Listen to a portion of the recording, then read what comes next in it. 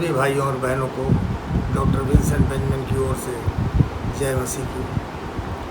मेरे प्रियो, आज सितंबर महीने का दूसरा संडे रविवार, और एक बार फिर से हमको परमेश्वर ने मौका दिया, अवसर दिया कि हम सब मिलकर के आपस में परमेश्वर के वचन पे कुछ चिंतन मनन करेंगे।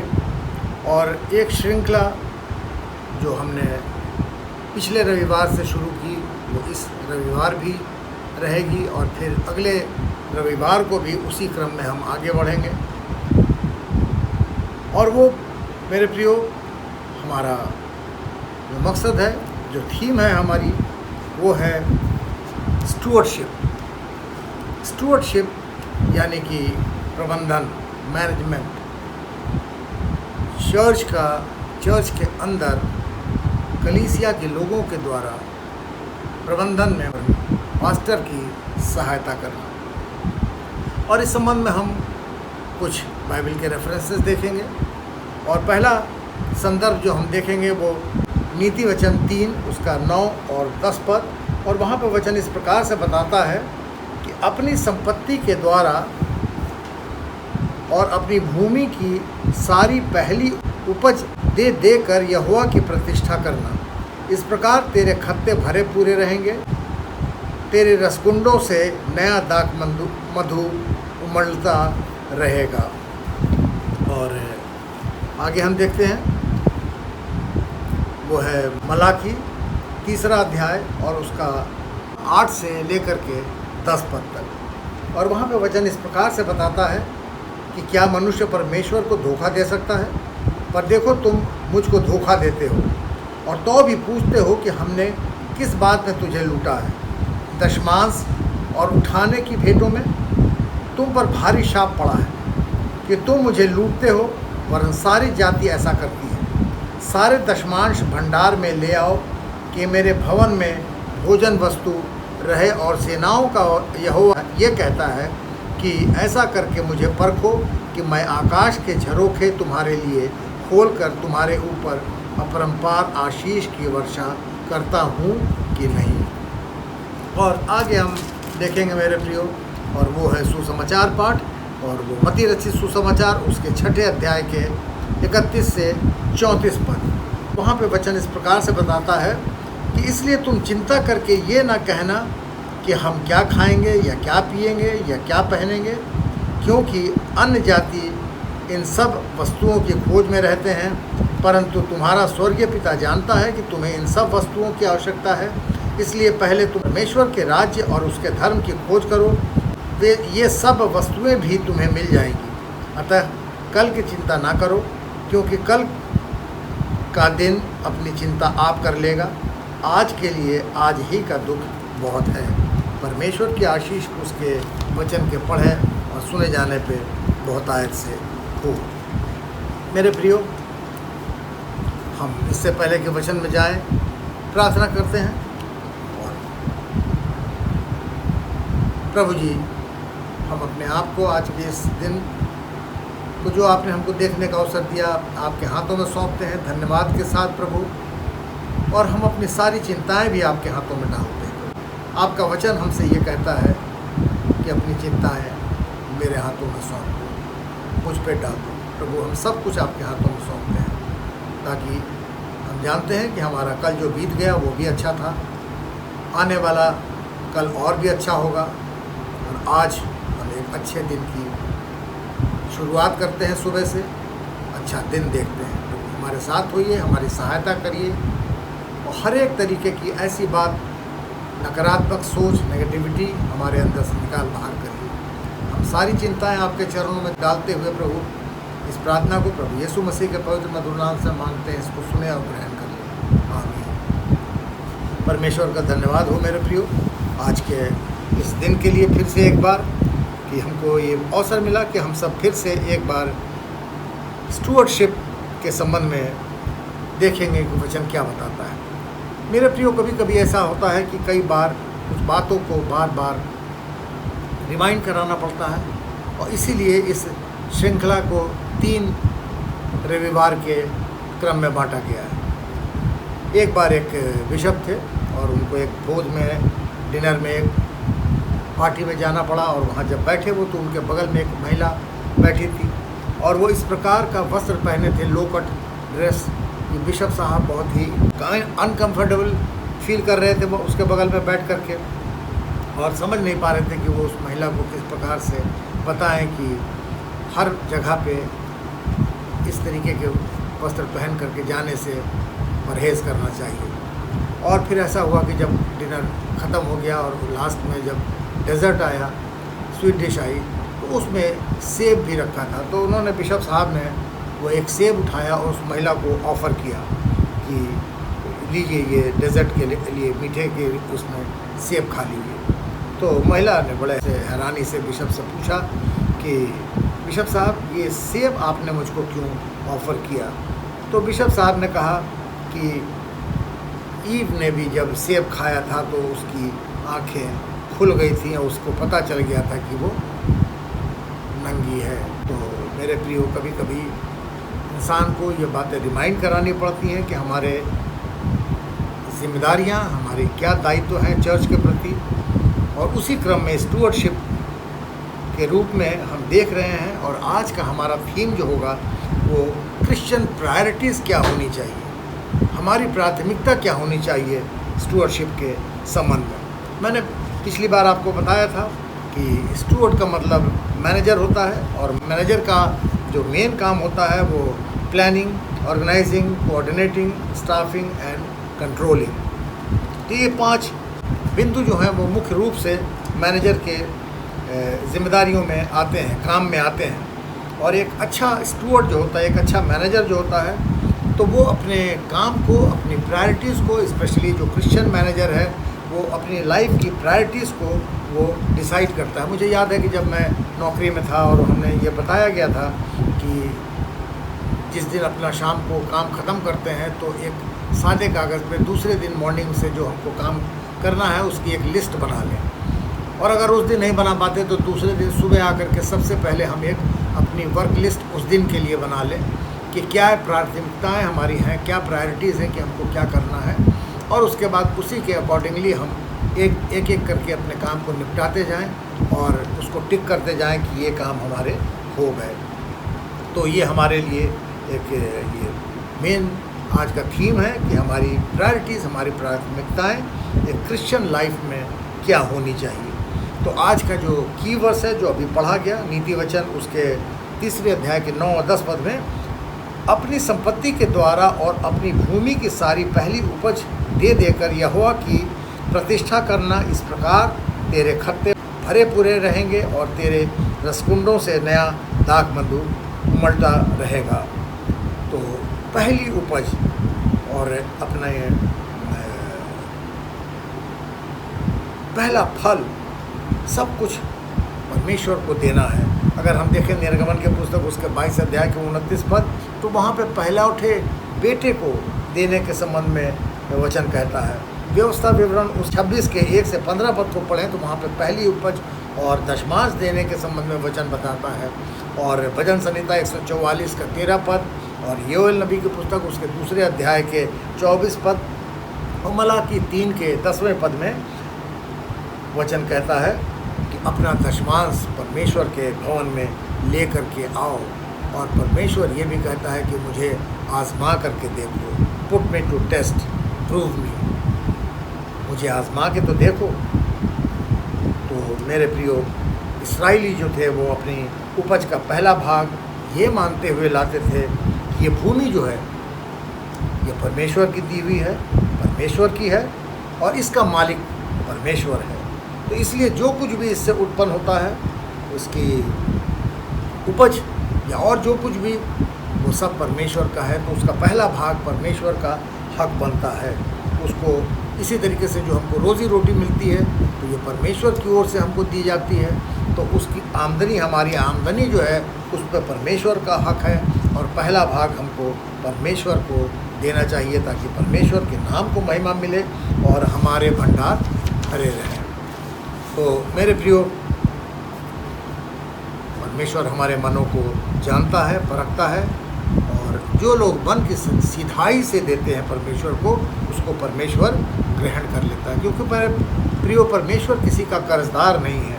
वो हमेशा जो हम देते हैं उसका 10 गुना हमको वापस कर देता है। इतना ज़्यादा देता है कि जिसको हम गिन भी नहीं सकते हैं। हमको पहली उपज का अर्थ समझना होगा, और वो है हमारा दशमांश, जो को हमको परमेश्वर को देना है। लूका रचित सुसमाचार उसके 6 अध्याय के 38 पद में वचन कहता है कि दिया करो तो तुम्हें भी दिया जाएगा। तो अगर हम दिल खोल करके सच्चे मन से, सीधे मन से और दिल से परमेश्वर को जो कुछ भी देते हैं खुशी से, तो परमेश्वर उसको ग्रहण करता है। मेरी ज़िंदगी में बहुत सी ऐसी गवाहियाँ हैं, और मैंने परमेश्वर को जो दिया था उसने मुझको उसी में से जो कुछ भी दिया उसका 10 गुना मुझको परमेश्वर ने वापस किया। क्योंकि वचन कहता है कि पुट मी टू टेस्ट। परमेश्वर कहता मुझे आजमा के तो देखो, और मैंने देखा, और परमेश्वर ने अपने वचन के मुताबिक मुझे वापस वो सब कुछ दिया जो मुझे मेरी ज़रूरत थी। मलाकी की पुस्तक उसके 3 अध्याय के 8 से 10 पद में हमने देखा कि वचन कहता है परमेश्वर का कि क्या मनुष्य परमेश्वर को धोखा दे सकता है। आज हम परमेश्वर को दशमांश तो टाइथ देना तो बहुत दूर की बात, हम तो उल्टा परमेश्वर के भवन को लूट रहे हैं। जहाँ जहाँ देखिए लोग ज़मीनें बेच रहे हैं, चर्च की बिल्डिंग्स को बेच रहे हैं, स्कूल्स बेच रहे हैं मिशन के, और तमाम तरीके की जो मिशन की प्रॉपर्टीज़ हैं उसको हम बेच करके लोग ठिकाने लगा रहे हैं। मेरे प्रियो, कितने अफसोस की बात है। हम परमेश्वर को देना तो चाहते नहीं, उल्टा हम परमेश्वर के भवन में लूट मचाए हुए हैं। तो निश्चित जानिए मेरे प्रियो को, ऐसे लोगों को परमेश्वर शापित करेगा, जैसा कि मलाकी की पुस्तक उसके 3 अध्याय के 9वें पद में वचन ने कहा है। भवन का अर्थ मेरे प्रियो ये सिर्फ चर्च की बिल्डिंग नहीं है, बल्कि ये कलीसिया जो है ये परमेश्वर का भवन है। और ये कलीसिया जो है परमेश्वर का भवन, वो यीशु मसीह की देह है, उसका बदन है। 1 कुरिन्थियस उसके 6 अध्याय के 15 पद और 1 कुरिन्थियस उसके 12 अध्याय के 27 पद में वचन यही बताता है कि ये हमारा कलीसिया जो है हमारी, वो परमेश्वर का देह है, और इसमें पवित्र आत्मा वास करती है। तो विश्वासियों के अंदर, हमारी कलीसिया के अंदर जो प्रभु की देह है, उसमें पवित्र आत्मा वास करता है। 1 कुरिन्थियस उसके 3 अध्याय के 16 पद में वचन हमको यही बताता है। और जहाँ पे प्रभु का आत्मा वास करता है, वहाँ पर निश्चित रूप से आशीषों की भरपूरी रहती है, भरमार रहती है। हम सब मेरे प्रियो पिता के घराने के हैं, और हम कोई परदेसी नहीं हैं, क्योंकि हमने प्रेरितों और भविष्यवक्ताओं की नींव पर, जिसके कोने का पत्थर जो है प्रभु यीशु मसीह है, अपने आप को स्थापित किया है। तो मेरे प्रियो, जब हम प्रेरितों और भविष्यवक्ताओं को मिले हुए प्रकाशन पर विश्वास करते हैं और अक्षरशः वर्ड बाय वर्ड विश्वास करते हैं, तो सब लोग जो उसकी रचना है, जो परमेश्वर ने जिसको बनाया है, वो प्रभु का मंदिर बन जाते हैं, और परमेश्वर का आत्मा उनके अंदर वास करता है। जब हमारे अंदर परमेश्वर का आत्मा वास करता है, तो हमें किसी बात की चिंता नहीं करनी है। जैसा कि मत्ती रचित सुसमाचार उसके 6 अध्याय के 31 से 34 पद में वचन कहता है, 33 पद में, कि इसलिए पहले तुम परमेश्वर के राज्य, उसके धर्म की खोज करो, तो सब वस्तुएं भी तुम्हें मिल जाएंगी। तो परमेश्वर के राज्य की खोज हमें करनी है, तो बाकी चीज़ें तो हमें ऐसे ही मिल जाएंगी। तो बजाय इसके कि हम वर्ल्डली चीज़ों की खोज करें, हम परमेश्वर के राज की खोज करें, तो बाकी चीज़ें तो परमेश्वर हमको अपने आप ही दे देगा। क्योंकि वो कहता है मलाकी की पुस्तक में कि मुझे परख करके तो देखो कि मैं तुम्हारे आशीषों की बारिश करता हूँ कि नहीं। तुम्हारे भंडार जो है ये ओवरफ्लो करने लगेंगे। तो पहले जो हमारे पास है वो प्रभु यीशु मसीह के भवन में लाना है, और जो उसे देना है वो हम उसको पूरा करें। तो हमारा आज का जो मेन थीम है वो क्रिश्चियन प्रायोरिटीज़ है। तो हमें इस संबंध में एक सिस्टमेटिक तरीके से अपने आप को, एक जो हमको मैनेजरियल स्टूवर्डशिप का काम करना है, तो ये निर्धारण करना है कि हमारी प्रायोरिटीज़ क्या होनी चाहिए। मेरे प्रियो, हमारी ज़िंदगियों में दो चीज़ें होती हैं, एक हमारी नीड है यानी ज़रूरत, और दूसरी डिज़ायर है। नीड का मतलब ये चीज़ें हैं कि उसमें हमको प्रायोरिटी सेट करनी है। नीड मतलब रोटी, कपड़ा और मकान, जो हमको चाहिए ही चाहिए। लेकिन डिज़ायर जो है वो हमारी ख्वाहिशें हैं, यानी कि हमें मेरी ख्वाहिश है कि मुझको कार मिले, मेरी ख्वाहिश है कि मैं जब ट्रैवल करूं तो हवाई जहाज़ से इधर से उधर जाऊं, मेरी ये भी ख्वाहिश है कि मैं पूरे देश का भ्रमण करूं या विदेशों में भी घूमने जाऊं। तो ये हमारी ख्वाहिश है, डिज़ायर है। तो इसकी हमको प्लानिंग तय करनी है कि हमको क्या पहले करना है। और जिस प्रकार से जब हम किसी यात्रा पर निकलते हैं तो हम अपनी प्रायोरिटीज़ तय करते हैं। प्रायोरिटीज़ से मतलब पहले सामान की पैकिंग करते हैं, तो सामान में भी जो ज़रूरी हमारे सामान होते हैं, पहनने के कपड़े, हमारी दवाइयाँ और वगैरह वगैरह चीज़ें, जूता, चप्पल, और निश्चित रूप से अगर हम मसीह पे विश्वास करते हैं तो अपनी बाइबल हम रखना कभी नहीं भूलते। और इस प्रकार से हम व्यवस्था करते हैं, अपने आप को व्यवस्थित करते हैं कि हमको क्या क्या चीज़ें अपनी प्रायोरिटी के हिसाब से अपने सफ़र में ले कर के जाना है। तो हमारी क्रिश्चियन लाइफ जो है ये भी एक जर्नी है, और इस जर्नी को हम किस प्रकार से पूरा कर रहे हैं, क्या इसके लिए हमने तैयारी करी है, या हमने सोचा है कभी कि हमारी तैयारी कैसी होनी चाहिए, कि हमारी क्रिश्चियन लाइफ की हमारी प्रायोरिटीज़ क्या हैं। क्या हम परमेश्वर को पहला स्थान देते हैं? क्या सांसारिक वस्तुएं हमारे लिए पहला स्थान प्राथमिकता रखती हैं, या अगर हम ऐसा करते हैं तो हमारी सारी तैयारी व्यर्थ है। हग्गाई की पुस्तक उसके पहले अध्याय के 3 से 6 पद में अगर पढ़ेंगे तो उसका सार इस प्रकार से है कि अपने चाल चलन पर ध्यान करो, जो कमाते हो उसे छेद वाली थैली में रखते हो। तो हम जो कुछ भी ये दुनियावी रूप से कमाते हैं, अगर हम अपने चाल चलन पर ध्यान नहीं देते, परमेश्वर पे ध्यान नहीं रखते, तो हम ऐसी थैली में, ऐसी जेब में रख रहे हैं जिसके अंदर छेद है, और हमारी सारी कमाई जो है वो छेद से बाहर होकर के निकल जाती है। तो ऐसा तो नहीं मेरे प्रियो कि हमारी जो प्रायोरिटीज़ हमको तय करनी चाहिए, तो जो प्राइमरी हैं वो सेकेंडरी हो गई हैं, यानी जो प्राथमिक प्रायोरिटी है वो सेकेंडरी हो जाए, बाद की चीज़ हो जाए, और हम उन चीज़ों को छोड़ देते हैं जो हमारे लिए ज़्यादा मूल्यवान हैं, और ऐसी चीज़ों को जो छोटी चीज़ें हैं, हल्की चीज़ें हैं, जिनका कम मूल्य है, उसको बटोरने में लग जाते हैं। यानी हम अपनी आत्मा को तो गंवा देते हैं, लेकिन हम बाहर सांसारिक चीज़ों को, जो क्षणभंगुर वस्तुएं हैं, उनको पकड़ने में लग जाते हैं। एक औरत के पास बहुत सी नायाब पेंटिंग्स थी, और वो पैसे की उसको ज़रूरत थी, तो उसने सोचा कि एक अपनी पेंटिंग को वो बेच दे।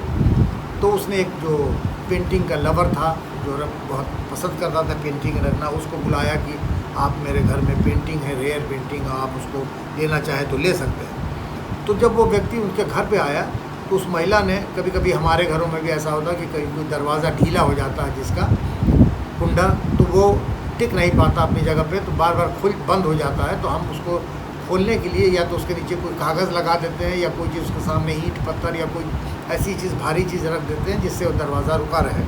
तो उस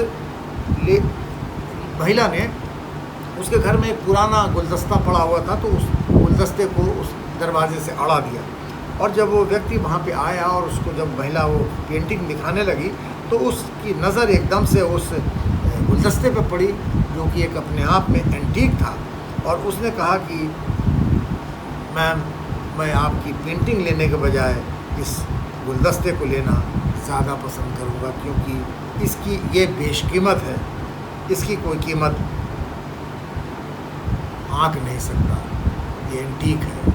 इसी तरीके से मेरे प्रियो, हम भी अपने जीवन में बेशकीमती चीज़ों को फेंक देते हैं, छोड़ देते हैं, ज़मीन पर डाल देते हैं, और नश्वर चीज़ों को, जो कि एक दिन ख़त्म हो जाएंगी, उनके पीछे अपने आप को लगा देते हैं।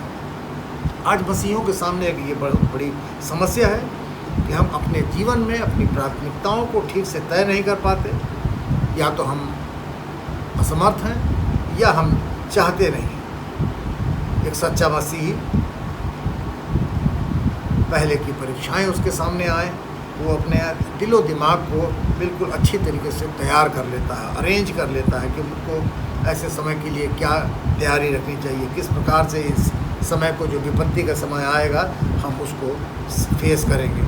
और ऐसा व्यक्ति जो है कठिन समय आए तो इससे पहले वो अपने को हमेशा के लिए तैयार रखता है। लेकिन बहुत से ऐसे लोग हैं जो ना तो अपनी बाइबल को पढ़ते हैं, ना रोज़ प्रार्थना करते हैं, और जो लोग फॉर ग्रांटेड लेकर के चलते हैं, ये मानते हुए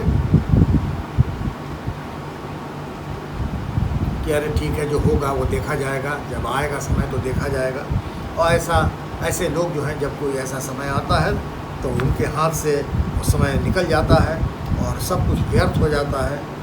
लेकिन जो नियमित रूप से परमेश्वर की नज़दीकी में चलते हैं, बाइबल पढ़ना, प्रार्थना करना और एक साफ़ सुथरी ज़िंदगी जीना, जिनकी लाइफ व्यवस्थित लाइफ होती है, तो प्रभु, और जिनके जीवन की प्राथमिकता प्रभु है, तो निश्चित रूप से वो परमेश्वर के लिए की ओर से आशीष का एक कारण बनते हैं, और वो अपनी चिंताएं सब परमेश्वर के हाथ में सौंप देते हैं।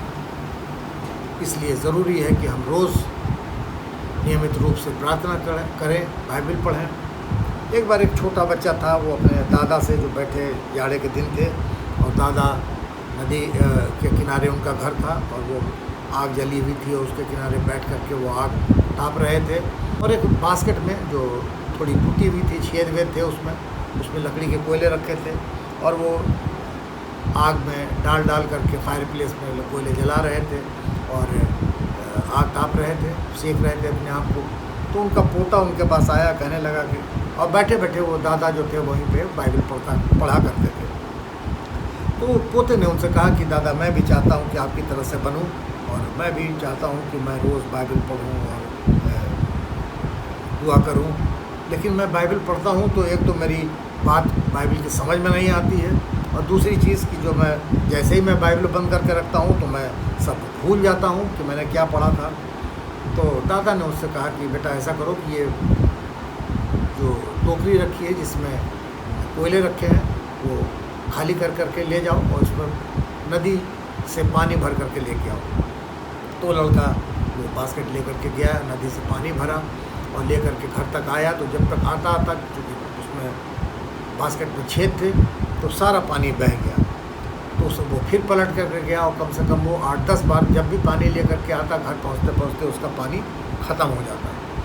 तो वो बिल्कुल निराश हो गया, और आकर के उसने अपने दादा से कहा कि दादा, ये संभव नहीं है, इस टोकरी में पानी नहीं आ सकता है, सारा पानी बह जा रहा है, बार बार मैं 8-10 बार पानी ला चुका हूँ। तो दादा ने कहा कि ठीक है, लेकिन तुमने कुछ चीज़ नोटिस की कि उससे तुम्हारे बार बार पानी लाने से कोई फ़र्क पड़ा है?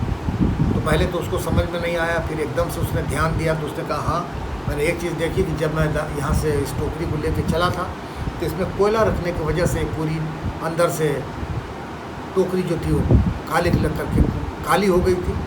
लेकिन मैं जब 8-10 बार वहाँ से पानी ले कर के आया, तो निरंतर पानी उसमें ला करके यहाँ पहुँचने से सारी गंदगी जो थी वो धुल करके साफ़ हो गई थी, और वो बास्केट बिल्कुल साफ़ सुथरी हो गई थी। तो दादा ने कहा कि बेटे, अगर आप रोज़ बाइबल पढ़ते हैं और प्रार्थना करते हैं, तो हो सकता है कि आज आपको वो बात समझ में नहीं आ रही हो, लेकिन धीरे धीरे अगर रोज़ आप करेंगे तो आपका जीवन इसी तरीके से प्रतिदिन साफ़ होता चला जाएगा, और एक आप साफ़ सुथरी ज़िंदगी के हकदार हो जाएंगे, और परमेश्वर आपको आशीषित करेगा।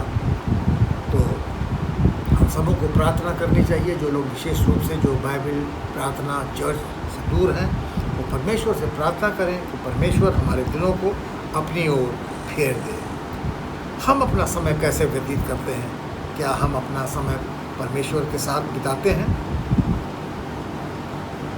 हम प्रभु के राज्य की, उसके किंगडम की बात करते हैं, तो क्या हम उसके राज्य में जाने की तैयारी करते हैं हम, या जब सिर्फ हम मुसीबत में पड़ते हैं तभी हम परमेश्वर को याद करते हैं? बहुत से लोग ऐसे हैं जो ये नहीं तय कर पाते कि उनके जीवन की प्राथमिकता, प्रायोरिटी क्या होनी चाहिए, और कंफ्यूज रहते हैं। वो सोचते हैं कि जब ऐसा वक्त आएगा तभी हम करेंगे, और उनको समझ में नहीं आता कि हमारे जीवन की प्रायोरिटी, प्राथमिकता है क्या, हमको क्या करना चाहिए। क्या परमेश्वर के वचन से आत्मिक भोजन लेना चाहिए, या सिर्फ इस बात का इंतज़ार करना चाहिए कि जब वक्त आएगा तब देखेंगे? मेरे प्रिय एक महिला थी और वो अकेले रहती थी। अकेलेपन को दूर करने के लिए वो एक दुकान में गई और ये जो पक्षियों को बेचता था, चिड़ियों को, और वहाँ से एक बोलने वाला तोता लेकर के आई। और जब तोता लेके आई तो वहाँ पे घर पे आने के बाद उसने देखा कि वो तोता बोल ही नहीं रहा है। तो दूसरे दिन फिर वो दुकान पे गई, जाकर उसने शिकायत की कि देखिए तोता तो बोलता ही नहीं है। तो जिस चिड़िया जो बेचने वाला था दुकानदार, उसने कहा कि आप इसके पिंजड़े में एक मिरर रख दीजिए, एक आईना रख दीजिए, तब जब देखेगा तो उसको बोलेगा। तो महिला ने एक मिरर उसमें रख दिया, लेकिन फिर भी तोता नहीं बोला। तो दूसरे दिन फिर वो पहुंच गई दुकान में और वहां जाकर के उस दुकानदार से शिकायत करने लगी। तो दुकानदार ने कहा ऐसा करिए कि पिंजड़े में एक छोटी सी सीढ़ी रख दी, क्योंकि तोते जो होते हैं उस सीढ़ी पे चढ़ते उतरते खेलते हैं, तो इस प्रकार का खेल देख करके तोता बोलने लगेगा। तो महिला ने ये भी कर दिया और उसके बाद वो फिर भी तोता नहीं बोला। तो तीसरे दिन फिर वो महिला दुकान में पहुंच गई और जाकर के फिर उसने दुकानदार से कहा महिला ने कि ये तोता तो आज भी नहीं बोल रहा। तो उस दुकानदार ने कहा कि ऐसा करिए कि पिंजड़े में एक झूला लगा दीजिए, और जब झूला लग जाएगा तो उस पर तोता खेल खेल करके बोलना शुरू कर देगा। और उसने झूला भी लगा दिया और तब भी तोता नहीं बोला। और चौथे दिन वो महिला जो थी बड़े गुस्से में उस दुकानदार के पास गई और जा कर के कहने लगी कि तोता तो मर गया और आपने कहा था कि तोता बोलेगा। तो दुकानदार जो था वो बहुत ही परेशान हुआ। उसने कहा क्या तोता मर गया?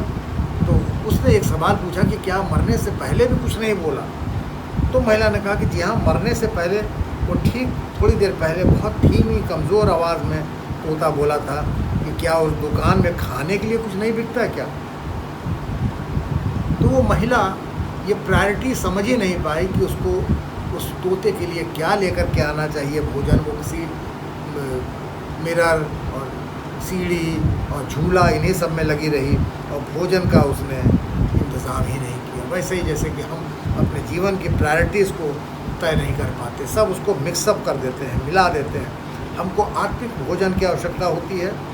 हम चर्च जाते हैं, चर्च के सारे प्रोग्राम दूसरे चीज़ अटेंड करते हैं। अगर कोई फेलोशिप डिनर लंच होता है तो उसमें भी भाग लेते हैं। अब क्रिसमस आने वाला है तो बड़े म्यूज़िकल प्रोग्राम होंगे, अगर सब कुछ खुदा ने चाहा ठीक ठाक रहा तो। और भी नेटिविटी प्ले होगा और किस्म के प्रोग्राम किए जाएंगे। सारे विंग्स अपने अपने प्रोग्राम करेंगे और उन सब में तो हमको जाना बड़ा अच्छा लगता है, चाहे वो शाम का प्रोग्राम हो, रात का प्रोग्राम हो, दिन का प्रोग्राम हो, तो हम वहाँ जाना तो पसंद करते हैं। लेकिन नियमित रूप से चर्च जाना हमें अच्छा नहीं लगता, जहाँ पे कि हमको आत्मिक भोजन मिलता है। हम बिना आत्मिक भोजन के लिए ही जीना चाहते हैं और आत्मिक भोजन नहीं मिलने से, आत्मिक भोजन के अभाव में हमारी आत्मा जो है वो मर जाती है। तो ज़रूरी है मेरे प्रियो कि हम अपनी चर्च को हमेशा अटेंड करें। चर्च की एक्टिविटीज़ में भाग लेना कोई गलत बात नहीं है, लेकिन आत्मिक भोजन सबसे ज़्यादा आवश्यक है। तो एक आत्मिक व्यक्ति को आत्मिक शक्ति जो है वो आत्मिक भोजन से, चर्च से, उसके वचन से ही, प्रार्थना से ही और नियमित करने से ही मिलती है। और जब हमको आत्मिक शक्ति मिलती है तो वो हमको शारीरिक शक्ति से भी ज़्यादा महत्वपूर्ण बना देती है। जैसा कि इफिसियों की पुस्तक उसके 6 अध्याय के 10वें पद में वचन कहता है, इसलिए प्रभु में और उसकी शक्ति के प्रभाव में बलवंत बनो। तो प्रभु में और उसकी शक्ति के प्रभाव में, जब हम प्रभु की आत्मा में होकर के बढ़ते हैं, बलवंत होते हैं, तो ना हम सिर्फ आत्मिक रूप से बलवंत बनते हैं बल्कि शारीरिक रूप से भी बलवंत हो जाते हैं। क्या हमारे दिलों पे हमारी कलीसिया के लिए, अन्य जातियों के लिए, अपने मित्रों के लिए, पड़ोसियों के लिए, सबको उनको बचाने का बोझ है हमारे अंदर? क्या हमने अपने ऊपर प्रभु यीशु मसीह का क्रूस उठा रखा है ताकि दूसरे लोगों को पाप के बंधन से छुड़ाएं? लूका रचित सुसमाचार उसके 9वें अध्याय के 25 पद में वचन कहता है, अगर मनुष्य सारे जगत को प्राप्त कर ले और अपना प्राण खो दे तो उसे क्या लाभ होगा? तो जब हमारी प्राथमिकताएं गड़बड़ हो जाती हैं तो हमारा नाश हो जाता है। तो इसलिए ज़रूरी है कि हमको अपनी प्राथमिकताएं जो है वो फिक्स करनी है। एक व्यक्ति था और उसके पास बहुत सारा सामान था और बंदूक भी थी, गाड़ी भी थी और खाने पीने का सामान था, सोना था वगैरह। और एक बार उसको डाकुओं ने उसके घर पे हमला कर दिया, तो वो व्यक्ति जो था सब कुछ छोड़ छाड़ करके और सिर्फ सोना बटोर करके ले करके भाग लिया अपने घर से बाहर और भागने लगा। और जब वो काफ़ी दूर निकल गया तो ये सोचने की बात है कि सोचिए कि वो व्यक्ति भाग रहा था और अगर उसको डाकुओं ने पकड़ लिया होता तो वो अपनी रक्षा क्या उस सोने से करता। बंदूक तो उसने जिससे उसको अपना बचाव करना था उसने वहीं छोड़ दिया था, अपना सारा सामान उसने वहीं छोड़ दिया था। और अगर कहीं छिप जाता और उसको भूख लगती तो क्या वो सोने को खाता? खाना भी उसने सब घर पे छोड़ दिया था। तो उसको यही नहीं समझ में आया कि उसके जीवन की प्राथमिकता क्या होनी चाहिए, वो क्या चीज़ ले करके अपने साथ भागता ताकि वो अपने आप को बचा पाता। तो हम इस कभी कभी ये तय नहीं कर पाते कि हमको क्या जीवन में अपनी प्राथमिकताएं निर्धारित करके क्या चीज़ पहले रखनी है, कौन सी चीज़ बाद में रखनी है। और हम कई बार ढोंग करते हैं, हमारा डबल स्टैंडर्ड होता है, हम दिखाने के लिए बहुत कुछ करते हैं लेकिन असली ज़िंदगी में हम खोखले होते हैं। मेरे प्रियो, हो सकता है कि हम बाइबल के मास्टर हों, लेकिन अगर हमारे जीवन का मास्टर बाइबल नहीं है तो ये सब कुछ दिखावा है, हिपोक्रेसी है, इससे ज़्यादा कुछ भी नहीं है। तो ज़रूरत है कि हम अपनी प्रायोरिटीज़ को अच्छी तरीके से जानें और उसको तय करें। शैतान हमें हमेशा तैयार रहता है गलत रास्ते पर डालने के लिए और हम प्रभु के मार्ग से अलग हो जाते हैं। हमको पता ही नहीं चलता कि कब हमने प्रभु का मार्ग छोड़ दिया और गलत रास्ते पे चले गए। हमको अपने कंफर्ट जोन में रहना ही अच्छा लगता है, हम कभी भी अपने कंफर्ट जोन से बाहर निकलना नहीं चाहते और हम अपनी दलीलों से अपनी बात को जस्टिफाई करना चाहते हैं, उनको सही ठहराना चाहते हैं। और उसका नतीजा ये होता है कि हम ज़िंदगी भर इधर उधर भटकते रहते हैं और प्रभु के राज्य की ओर नहीं जा पाते। इब्रानियों की पुस्तक उसके 12 अध्याय के 1 से 2 पद में वचन कहता है, तो आओ हर एक रोकने वाली वस्तु और उठाने वाले पाप को दूर करके वो दौड़ जिसमें हमें दौड़ना है धीरज से दौड़ें और विश्वास के कर्ता और सिद्ध करने वाले यीशु की ओर ताकते रहें। तो मेरे प्रियो, हमको प्रभु यीशु मसीह की ओर देखते हुए अपने जीवन की दौड़ में, अपनी क्रिश्चियन लाइफ की दौड़ में दौड़ना है। हमारी प्रायोरिटीज़ प्रभु यीशु मसीह होनी चाहिए कि हम उसकी ओर देख करके ही आगे बढ़ रहे हैं और वही हमको अपनी आशीषों से माला माल करता है। मेरे प्रियो, कई बार ऐसा होता है कि हम अपनी प्रायोरिटीज़ को तय नहीं कर पाते और हम समझ नहीं पाते कि हमको किस प्रकार से आगे चलना चाहिए, हमारी पहले प्राथमिकता क्या होनी चाहिए। वचन कहता है कि अपनी पहली उपज, पहला फल परमेश्वर को देना चाहिए। परमेश्वर जो है कभी भी हमारे लेफ़्ट ओवर छोड़े हुए बासी जूठे सामान को पसंद नहीं करता है। जैसे हम नहीं पसंद करते, अगर हमको कोई बासी खाना खिलाए या छोड़ा हुआ खाना दे तो क्या हम पसंद करेंगे उसको खाना लेना? तो जब हम मनुष्य होकर के पसंद नहीं करते तो परमेश्वर कैसे चाहेगा कि हम उसको छोड़ी हुई या स्टेल बासी चीज़ें दें। हम अपने ही धुन में मगन रहते हैं, हम अपने पाप में ज़िंदगी में फंसे हुए हैं, हम निकलना ही नहीं चाहते। परमेश्वर हमको उस गंदगी से निकालना चाहता है, लेकिन उसके चाहने के बावजूद भी हम अपने आप को उस गंदगी में, उस गंद में इतना फंसाए हुए हैं कि हम अपने आप को उससे अलग नहीं करना चाहते। हमको वही सब कुछ बहुत अच्छा लगता है। एक बार एक सारस नदी के किनारे घोंगे चुन चुन करके खा रहा था और आसमान से एक हंस उतर करके उसके पास आया। तो सारस ने उससे पूछा कि तुम कहाँ से आ रहे हो? तो हंस ने जवाब दिया कि मैं स्वर्ग से आ रहा हूँ। तो उस सारस ने, बगुले ने उस हंस से पूछा कि ये स्वर्ग क्या होता है? तो हंस ने उससे कहा, अरे तुम्हें नहीं मालूम कि स्वर्ग कहाँ है और क्या है वहाँ पे? तो हंस जो था उसको स्वर्ग की खूबियाँ बताने लगा कि किस प्रकार से वहाँ की गलियाँ सोने चांदी की हैं, वहाँ की गेट और दीवारें जो हैं जवाहरात के हैं और बेशकीमत पत्थरों के बने हुए हैं और पानी वहाँ का बिल्कुल साफ़ सुथरा क्रिस्टल क्लियर है। पेड़ पौधे वहाँ पे खूब हरियाली भरी हुई है और उन पेड़ पौधों से हर प्रकार से चंगाई मिलती है लोगों को। और जितनी खूबियाँ वो स्वर्ग के बता सकता था वो उस बगुले को बताता रहा, लेकिन बगुला जो था इन बातों से को अनसुना करते हुए अपना सिर्फ घोंघे चुनने में, घोंघों को चुन चुन करके खोदने में और खोद करके निकाल करके खाने में लगा हुआ था। और जब सब कुछ बोलते बोलते जब हंस थक गया और वो चुप हो गया, तो आखिर में बगुले ने उससे पूछा कि क्या स्वर्ग में घोंघे मिलेंगे क्या, स्नेल्स वहाँ पे मिलते हैं क्या?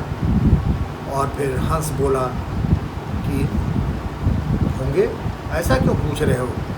जब मैंने तुम्हें बताया कि वहाँ कितनी बेशकीमत चीज़ें हैं, तो मुझे नहीं मालूम कि वहाँ पे स्वर्ग में घोंघे स्नेल्स खाने की ज़रूरत है या नहीं है, वहाँ इसकी ज़रूरत पड़ेगी भी या नहीं पड़ेगी। तो बगुला बोला कि भैया हंस, तुम्हारा स्वर्ग तुम्हें मुबारक, मुझे तो सिर्फ घोंघे ही चाहिए। मेरे प्रियो, शायद हम लोगों के लिए ऐसी ही स्थिति हो गई है। हमारे जीवन की भी प्राथमिकता यही है कि हमको भी भोजन के रूप में, जैसे उस बगुले की प्राथमिकता घोंघे थी, तो हमें भी आत्मिक भोजन की ज़रूरत नहीं है। हमको इस संसार की चीज़ों ने इतना अंधा बना दिया है कि हमको स्वर्ग से और ना ही उसकी आशीषों से कोई मतलब है। हम तो सिर्फ घोंघे चुनने में लगे हुए हैं। ये कोई हंसने की बात नहीं है मेरे प्रियो। आज हम में से कई लोगों की यही प्राथमिकता है, यही वास्तविकता भी है। आत्मिक जीवन, अनंत जीवन से उन्हें कोई मतलब नहीं। परमेश्वर के वादों या स्वर्ग की महिमा पे उनको कोई विश्वास नहीं, ना उनको मतलब है। ऐसे लोग सिर्फ परमेश्वर के भवन में पहले आते थे और उनको बहुत सी आशीषें मिली, और जब आशीषें मिल गई तो वो पलट गए, विमुख हो गए, और फिर वो इसी तरीके से अपने आप को उन्होंने घोंघे चुनने में लगा लिया, सांसारिक भोजन में खाने में लगा लिया, आत्मिक भोजन से अपने आप को अलग कर लिया। मेरे प्रियो, तो हमें अपने इस क्रिश्चियन लाइफ की प्रायोरिटीज़ को, एक मसीही जीवन की प्राथमिकता को तय करने के लिए सबसे पहले हमें परमेश्वर को पहला स्थान देना ही हमारा उद्देश्य होना चाहिए। पहला स्थान देना ये हमारे जीवन का उद्देश्य हो। दूसरा, ये हमारा जीवन बहुत बहुमूल्य है और इसके लिए हमको परमेश्वर को पहला स्थान देना है। और तीसरी बात जो सबसे महत्वपूर्ण, वो ये है परमेश्वर को पहला स्थान देना है जिसमें जीवन की परिपूर्णता हो। जिस जीवन में परमेश्वर नहीं है तो वो जीवन परिपूर्ण नहीं है, होल नहीं है, कंप्लीट नहीं है। बिना परमेश्वर के, प्रभु यीशु मसीह के, हमारा जीवन जो है वो इनकम्प्लीट है। तो मेरे प्रियो, हर एक मसीही को उसकी प्रायोरिटीज़ को ठीक कर लेना चाहिए समय रहते। परमेश्वर की वस्तुओं की हम सब खोज करें। परमेश्वर का वादा है कि अगर हम आत्मिक वस्तुओं से अपने को भरते हैं तो वो सारी वस्तुएं जो हमें इस पृथ्वी पर चाहिए वो मिल जाएंगी। अपनी सांसारिक चिंताएं हम परमेश्वर के हाथ में छोड़ दें। अगर हम आत्मिक भोजन से अपने आप को भर लेते हैं तो सांसारिक जो भी हमारी ज़रूरतें हैं वो परमेश्वर उसको पूरा कर देता है।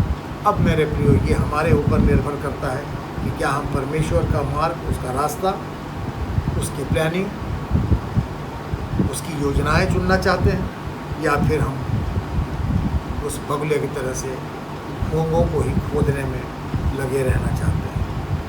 ये चॉइस जो है, ये चुनाव हमारा और आपका है। परमेश्वर आप सबों को बहुत आयत की आशीष दे और आपकी हमारी सहायता करे कि हम अपने आप को अपने मसीही जीवन की इस यात्रा के लिए अपनी प्राथमिकताओं को चुन सकें, तैयार कर सकें परमेश्वर की सहायता से। परमेश्वर बहुत आयत की आशीष दे। आइए हम प्रार्थना करें। प्रभु जी, धन्यवाद देते हैं आज के इस दिन जब आपने हम सबों की सहायता की, अपने वचन को सुनने समझने में हमारे साथ होइए प्रभु। हम अपनी सारी चिंताएं आपके हाथों में सौंपते हैं और हम आपसे विनती करते हैं प्रभु कि हमारे जीवनों को ऐसा बनाइए कि हमारा एक एक दिन इस तरीके से तैयार हो कि हम आपके नज़दीकी में जाएं और मन वचन कर्म से पवित्र करें अपने आप को। और हमारा जब चर्च जाने का समय होता है तो निश्चित रूप से हम अपने चर्च में हों, बाइबल पढ़ना, दैनिक रूप से प्रार्थना करना, आपके नज़दीकी में अपने जीवन को बिताना, ये सब प्राथमिकताएं हमारे जीवन की होनी चाहिए प्रभु। बाकी चीज़ों का देने का, आशीषित करने का जिम्मा तो आपने ले रखा है प्रभु, वो आप देते हैं निश्चित रूप से। तो हमको वो सारी चिंताएं छोड़ देनी चाहिए। हमें शक्ति दीजिए कि हम इन सब चीज़ों से दूर हो जाएं। प्रभु जी, विशेष रूप से इस समय विनती करते हैं इस संसार के ऊपर आई हुई आपदा के लिए, जो एक गंभीर महामारी ने पूरे विश्व को घेर रखा है पिछले लगभग 10 महीनों से। प्रभु दया करें, लोगों की सहायता करें, सुरक्षा करें, इस महामारी का अंत करें। और जो लोग इससे लड़ रहे हैं प्रभु, जहाँ पे लोग बीमार पड़ रहे हैं, बहुत से लोगों ने अपनी जान को खोया है प्रभु, उन तमाम परिवारों के साथ होइए। जो लोग बीमार हैं उनको चंगाई दीजिए। जो लोग सेवकाई में लगे हैं प्रभु, medical, non medical, administrative staff और भी जितने भी लोग हैं प्रभु, एक एक जन की सहायता करिए और उनकी रक्षा करिए। उनको समझ दीजिए प्रभु कि वो कभी भी हिम्मत को ना हारें, और उनकी रक्षा करिए ताकि वो हमेशा आगे बढ़ कर के सबकी सहायता करें। जाने अनजाने जो कुछ भी भूल हुई है प्रभु से क्षमा करें। इस समय जो पूरे विश्व में प्रभु दैवीय आपदाओं का बोझ बना हुआ है, कहीं बाढ़ है, कहीं लैंडस्लाइड है, कहीं लड़ाई की संभावना बनी हुई है, चाहे वो हमारा देश हो या विदेश में दूसरी जगहों पे, और आतंकवाद ने प्रभु हमारे देश को परेशान कर रखा है। अन्य देशों में भी इसी प्रकार से लोग परेशान हैं, भयभीत हैं प्रभु। एक एक जन के साथ हुई है, और ऐसे लोग जो अनावश्यक रूप से पूरे विश्व में अशांति फैलाए हुए हैं प्रभु, उनके मनों को चेंज करिए, बदलिए प्रभु, कि इस तरीके की मानसिकता को बदलें और शांति से, मेल मोहब्बत से, प्यार से एक दूसरे के साथ रहना सीखें। प्रभु यीशु, आप शांति और प्यार का संदेश लेकर के संसार में आए। आपके लहू में हम एक एक जन को छुपाते हैं, कवर करते हैं प्रभु, एक एक जन को। और विशेष रूप से हम अपने चर्च के लिए, पासवान के लिए, DSS के लिए, डीन्स के लिए, बिशप्स के लिए, मॉडरेटर्स के लिए, और भी जितने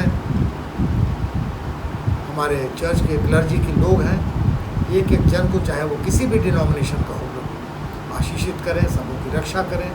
और होने दीजिए कि जो आदेश आपने दिया है, आपके आदेश में होकर के आपके प्रेम का, आपकी सेवकाई का प्रचार प्रसार सबों के सामने, चाहे वो मसीही हो या गैर मसीही हो, करते चले जाएं। हमारी रक्षा करें। इस प्रार्थना को प्रभु यीशु मसीह के पवित्र मधुर नाम से इस प्रार्थना को मांगते हैं, सुने और ग्रहण करें। आमीन, आमीन। जय मसीह, जय मसीह।